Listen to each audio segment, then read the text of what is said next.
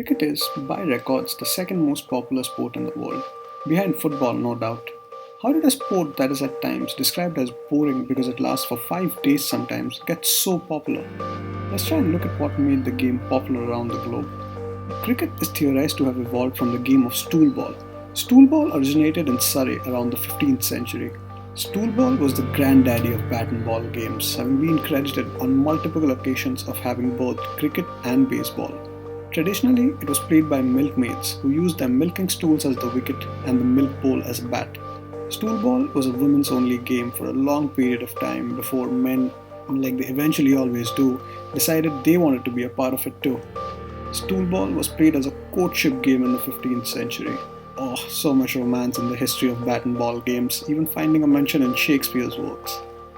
No wonder the first mention of the game was in Surrey, cricket that is. It was in a legal case in 1598 concerning the use of a part of a land. Yes, you heard that right, in a legal case. Cricket was apparently first played, or at least the first evidence of it was around the 1550s in Guildford, Surrey.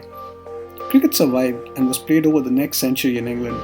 The number of games played, however, was very few, or at least the records of games kept were, not like we had apps back then. Unsurprisingly though, the game picked up and gained popularity when nobles and other patrons of the game realized that they could gamble on it. Betting was what made cricket popular and not the other way around. Who would have thought? The origin of the word cricket is still up for debate. The popular theories are that it was derived from either the Middle Dutch word kriek, which means a stick, or from the Old English words kriek or kruis, which means a crutch or staff. Cricket, when it originated, was played underarm. In fact, bowling overarm would render the delivery illegal and was called a no ball. The journey from underarm to overarm was an interesting one. At first, the powers that be legalized round arm bowling. Now, here's a pickup line to bowl anyone over. Did you know the act of bowling overarm was pioneered by Christine Wills? She used a slightly round overarm bowling technique when playing with her brother John in the backyard, as her skirt impeded the delivery of an underarm ball. Now we know where Shoaib Akhtar and Lasith Malinga got their bowling actions from. Many controversies later, the MCC decided to make overarm bowling legal in 1864. Cricket equipment has also over the years undergone a lot of changes. Take the cricket bat for example. It started off being curved, almost like a hockey stick. It was only towards the latter part of the 18th century that the straight bat made an appearance. From the early curved hockey stick bat to breathtaking designs like the Elevar, the cricket bat sure has come a long way.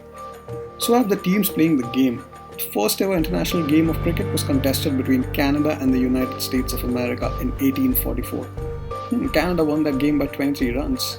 The first test match involved England and Australia and was played in 1877.